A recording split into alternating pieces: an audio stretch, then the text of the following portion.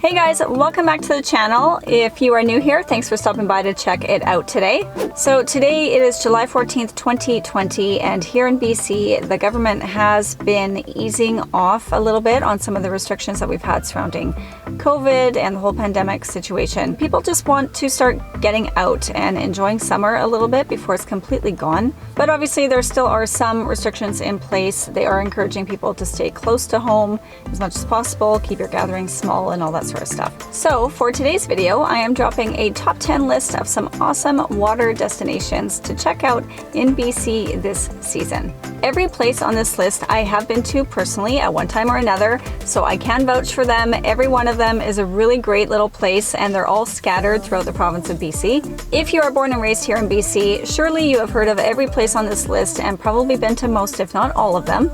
But if you're relatively new here to BC and you haven't really seen any of these places, then definitely watch this video to the end. You'll get some great tips on where to go. So let's dive into this top 10 list right now. Number 10, White Rock Beach and Crescent Beach. These two beaches are in the Lower Mainland in South Surrey and White Rock, respectively. They are only about a 10-minute drive apart and share the same shoreline of Boundary Bay.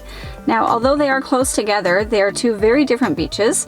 Crescent Beach is nestled in a beautiful, quaint little residential neighborhood.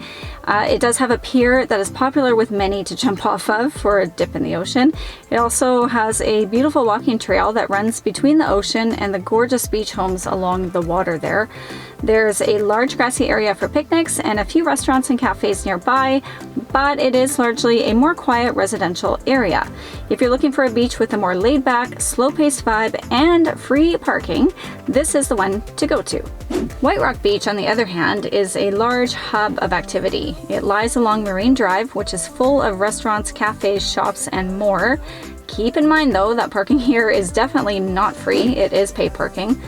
A great people watching place in the summertime, this is the place to go to if you want something a little more fast-paced and busy.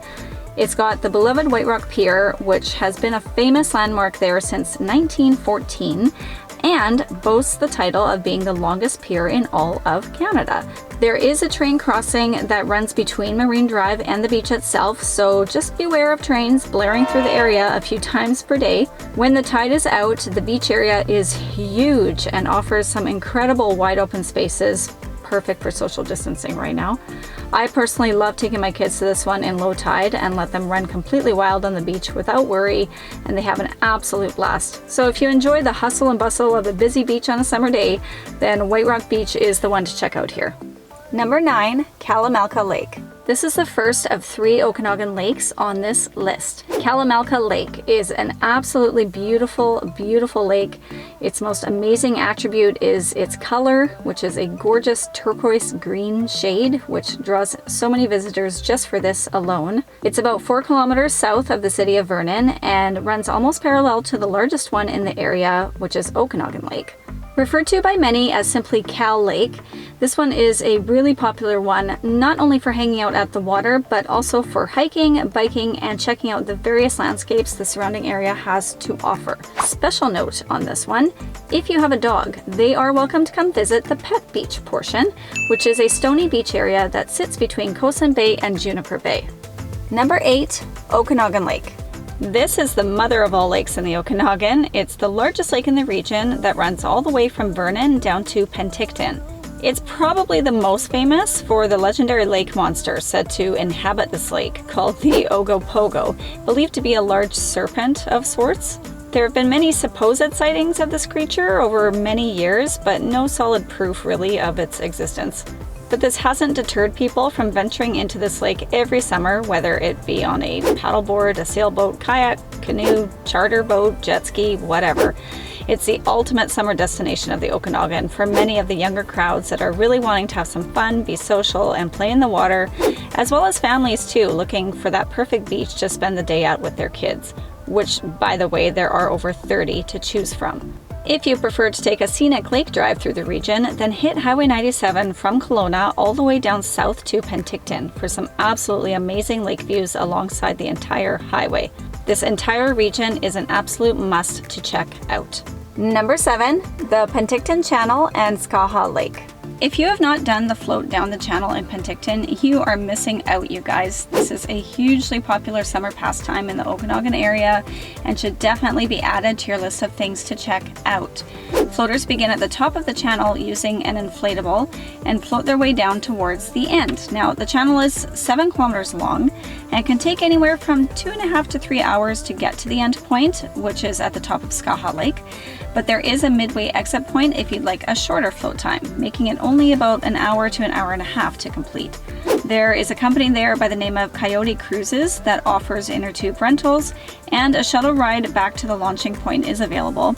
Keep in mind though, the speed of the current can really vary, so caution must always be used. Children under 15 must be accompanied by an adult. If you'd like more information on this one, I will include the website link for COYOTE Cruises in the description below the video for more details. The end of the channel is where SKAHA Lake begins. It's a large, beautiful lake with a great sandy beach, volleyball courts, beach slides, fire pits, boat launch, washrooms, and concessions. It's just a great place to gather with your friends and family and definitely worth checking out. Number 6, Ambleside Park. So back to the Lower Mainland we go here. This is a very popular park and beach in West Vancouver with many amenities such as concession, washrooms, outdoor shower, picnic tables, playground, water park, pier, beach volleyball, and so much more.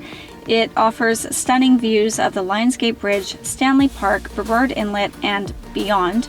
There is an off-leash dog area for the dog owners out there to enjoy, and there are many shops and restaurants in close proximity to the beach, as well as ample free parking here. So can't go wrong with all that. If you're looking for a great beach with loads of amenities and still within city vibes, then Ambleside is a great choice.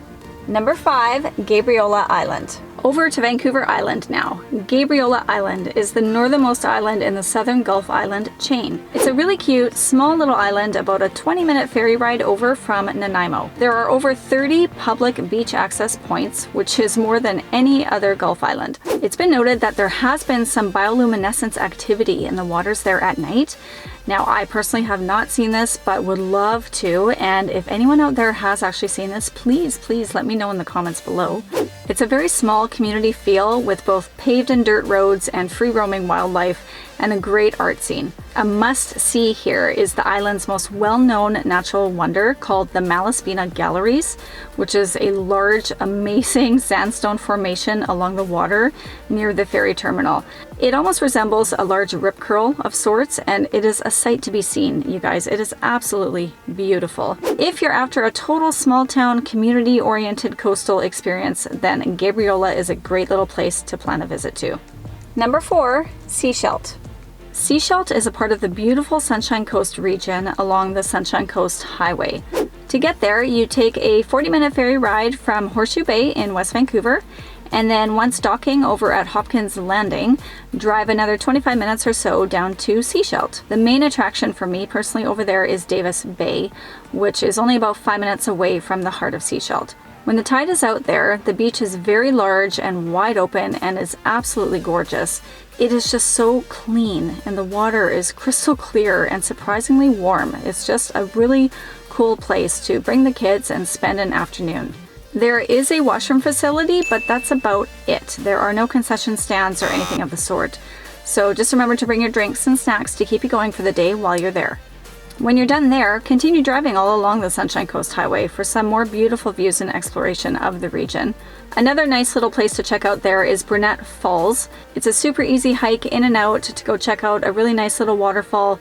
The kids can easily do it, and it really doesn't take that long. This area definitely has more of a small town feel, but still has all the basic amenities like restaurants, shopping, and whatnot. So if you've never checked out the Sunshine Coast, definitely put this one on your list. Number 3, Lighthouse Park. Lighthouse Park is just beyond words. It offers some of the most beautiful outdoor space around. When you arrive in the parking lot, you begin by venturing into an old growth coastal forest and then take your pick of many trails to go explore. There are 3 public washrooms and some picnic tables scattered throughout the park, along with 4 major viewpoints. One of which, of course, is at the Point Atkinson Lighthouse, which was built in 1912 and became a National Historic Site in 1994. There is a plaque on site detailing some of its history, which is a really cool read, so take a minute to do that when you're there. Now, the view of Howe Sound beyond the lighthouse, you guys, is jaw-dropping. It's one of the most absolutely gorgeous water views in all of the Lower Mainland. If you continue up the trail past the lighthouse, you will find more lookout points that you can stop and have a rest at. It's so incredibly relaxing. The cool breeze off the ocean feels amazing, and it's just a perfect way to spend a summer day on the coast. Absolute bucket list spot to come visit. Number 2, SHUSWAP Lake. Of the lakes I've been to in BC, this is still my all-time favorite. SHUSWAP Lake holds so many fond memories for me. I grew up in Kamloops nearby and spent many summers out at this lake as a kid with my family and our friends. I remember my parents packing up the cooler with food and drinks and loading up the car with all our stuff and hitting the road at 7 a.m. on the weekends to head out to the lake for the day and not come home until about 7 or 8 that night. It's the absolute go-to destination lake of the BC interior and is known as a houseboating paradise, but you will find all sorts of other watercraft out there as well. A popular spot here for many is Scotch Creek, which is located on the north shore of SHUSWAP Lake and boasts a long sandy beach, large grass area, picnic tables, campsites, trails, washrooms, and a neighborhood store. When down on the beach, you will see Copper Island off in the distance, which can also be ventured out to and has its own hiking trail as well. The SHUSWAP Lake area is enormous, and the drive out there coming from Kamloops is beyond breathtaking. It's really one of the most scenic lakeside drives you can do in BC. So many great memories of this area growing up, and I can't stress enough just how beautiful it is and that you must go visit SHUSWAP Lake. Start planning and just go.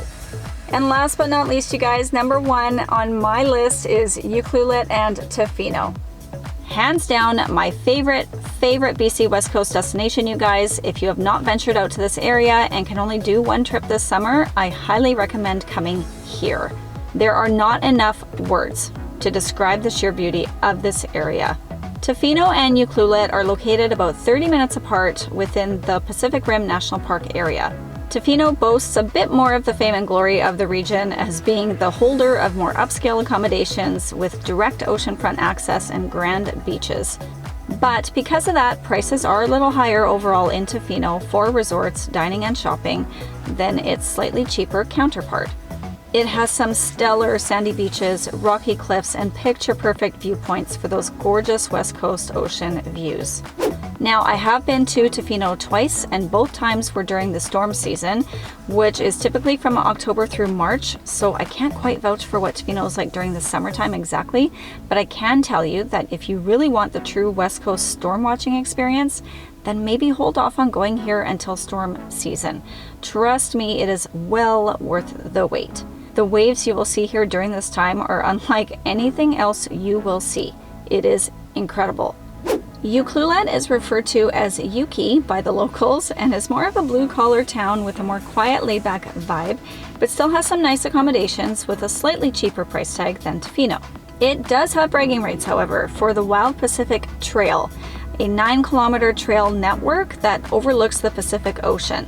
It's an easy, family-friendly trail that holds the historic Amphitrite Point Lighthouse and is an excellent spot to see or hear many of the whales that pass through the area each year. Gray whales tend to come by between February to April, and the humpback whales pass through between May to September, roughly. Transient orcas and resident whales tend to kick around in nearly any season. Another notable thing to check out on this trail is the ancient shipwreck over at Big Beach, believed to be over 100 years old. The southwestern coast of Vancouver Island is known as the Graveyard of the Pacific and got its name from the hundreds of ships that perished at sea in years past due to stormy weather. One other cool thing to check out here is the UCLUELET Aquarium, which is Canada's first catch and release aquarium. Local marine life are brought up from the surrounding waters and into the aquarium for educational purposes for the summer season only and are then released back into the ocean. So all in all, both of these places are worth checking out in detail. They are the total epitome of the West Coast lifestyle, you guys. And if this is the experience you are searching for, then this is exactly where you will want to go visit. So there you have it, you guys. I really hope this helped you narrow down some places that you might want to plan on visiting here in this gorgeous province of ours. If you found it helpful, please do support the video by giving it a like and subscribe to the channel if you haven't already done so. Just make sure to hit that bell notification to get notified of all upcoming videos. Stay well out there, you guys, and have safe travels.